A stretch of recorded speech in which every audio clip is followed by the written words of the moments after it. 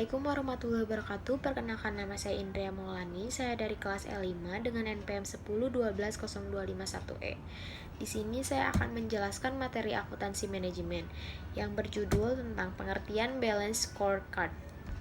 Menurut Mulyadi, balance scorecard adalah sekumpulan ukuran kinerja yang mencangkup 4 perspektif, yaitu keuangan, pelanggan, proses bisnis intern, serta pembelajaran dan pertumbuhan. Perspektif balance scorecard dibagi menjadi 4, yaitu keuangan atau finance. Dengan cara bagaimana penampilan organisasi di mata pemilik. Yang kedua ada customer atau pelanggan, bagaimana penampilan organisasi di mata pelanggan. Yang ketiga proses atau proses bisnis internal, bagaimana kemampuan organisasi dalam menghasilkan produksi dan jasa. Yang keempat ada learning and growth atau pembelajaran dan pertumbuhan. Bagaimana kemauan dan kemampuan karyawan dalam belajar dan bertumbuh bagi organisasi. Karakteristik balance scorecard dibagi menjadi 4, komprehensif, koheren, seimbang, dan terukur. Contoh balance scorecard. Dalam objektivitasnya, perspektif keuangan meningkatkan pendapatan.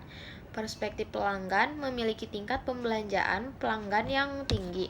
Perspektif proses internal menawarkan pilihan saluran penjualan lainnya. Perspektif pembelajaran dan pertumbuhan memiliki tenaga yang terampil. Tujuannya meningkatkan pendapatan bersih 10%. Perspektif pelanggan meningkatkan penjualan pelanggan 15% dari rata-rata.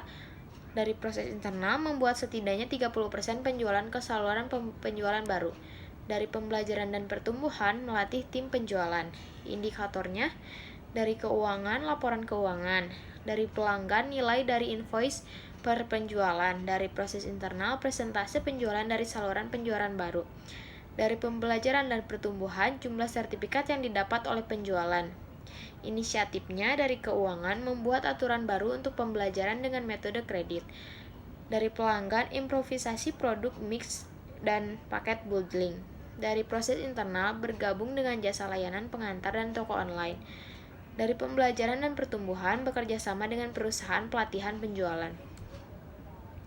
Di sini ada 5-4 strategi.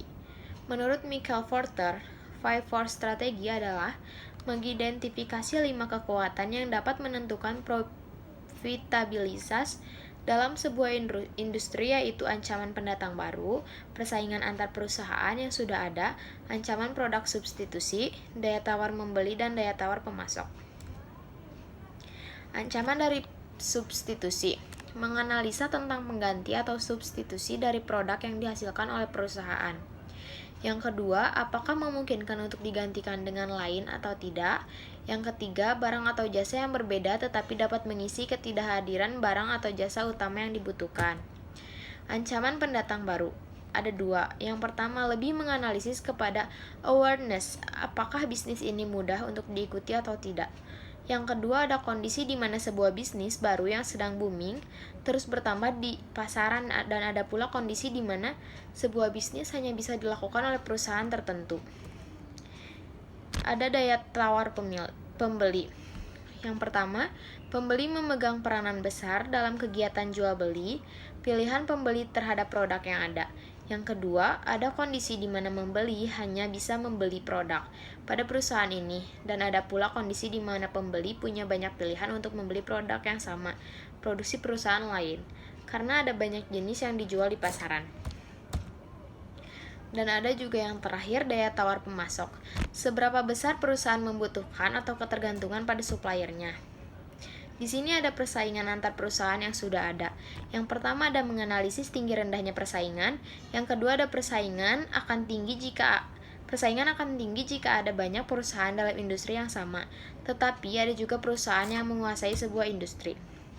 Sekian presentasi dari saya. Mohon maaf apabila ada kesalahan dan salah-salah kata. Wassalamualaikum warahmatullahi wabarakatuh.